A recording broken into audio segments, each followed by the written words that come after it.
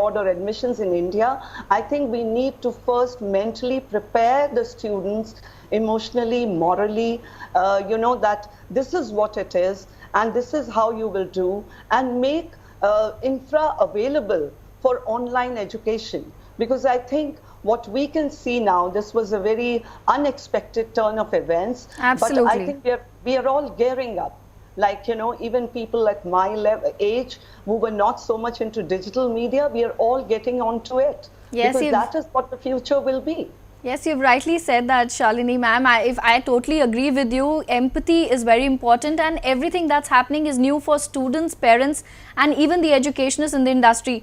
Dr. Harsh, I would like to ask you how someone like you with so many years of experience in education sector, guide students right now who don't know what's going to happen with the academics calendar going for a toss, exams being held online. There are a lot of changes for them to, accept and modify themselves according to.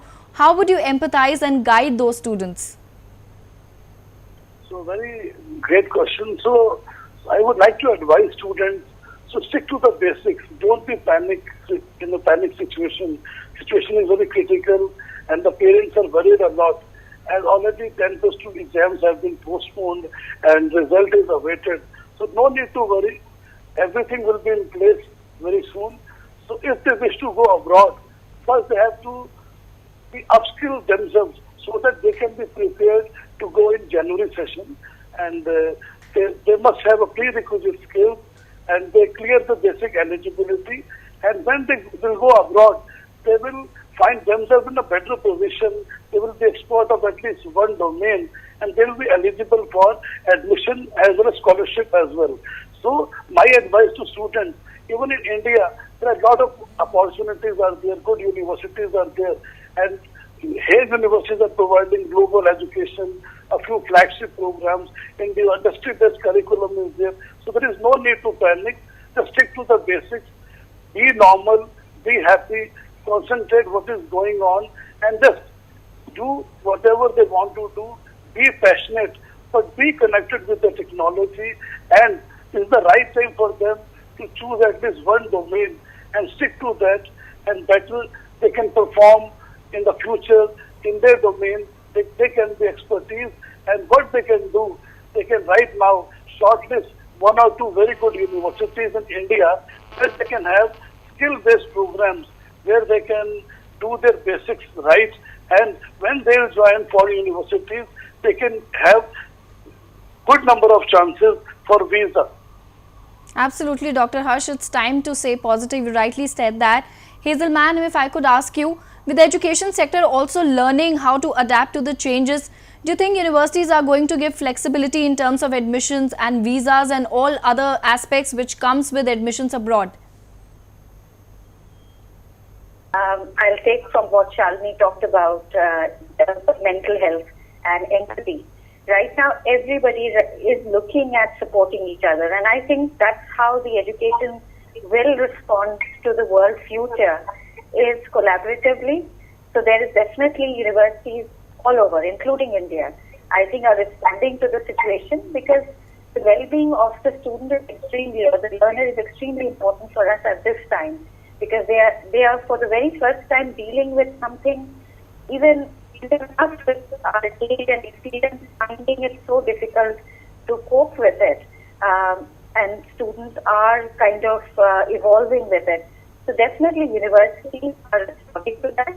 I know for sure that universities in different countries, including India, are primarily looking at the well-being of the students to support them for their primary needs, and then to set them up in terms of their educational needs as well. So coming back to the flexibility, there definitely will be flexibility, and universities are very compassionate at this point of time. Absolutely. It's wonderful talking to all your guests, because that's the real motive of doing this show called Masterclass, to, keep the mental health of students and make them aware of how the education sector is also preparing for their well-being and, their academics ahead. Shalini ma'am, would you like to add to what the students should be focusing right now instead of chalking out their, plans and what university they want to target in coming times? I think it's a great opportunity for students right now to focus on their skills, especially life skills, And sadly enough, our school education system needs to be blamed somewhere. We do not equip them for handling these kind of emergencies. I think it is also time to look back on your on our education system, where we can make this a part of our curriculum. How do we handle things? I've been talking to a lot of students, and they are going through a lot of mental trauma at this moment.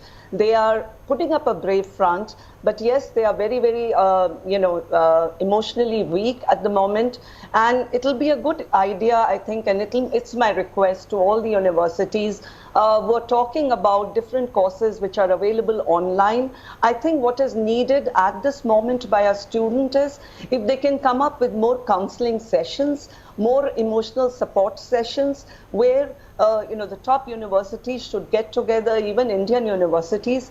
You should get together and talk to children, because at the moment they don't want to listen. They want somebody who will listen to them.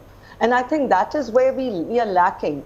So I'll also like to talk a little bit about when we are talking about are our professors, our teachers prepared to give online education? We need to even look at that part of it. Most of them find it challenging. And the sad part is, till now we said no phones in the classroom, and now we are saying everything, it's all screen time.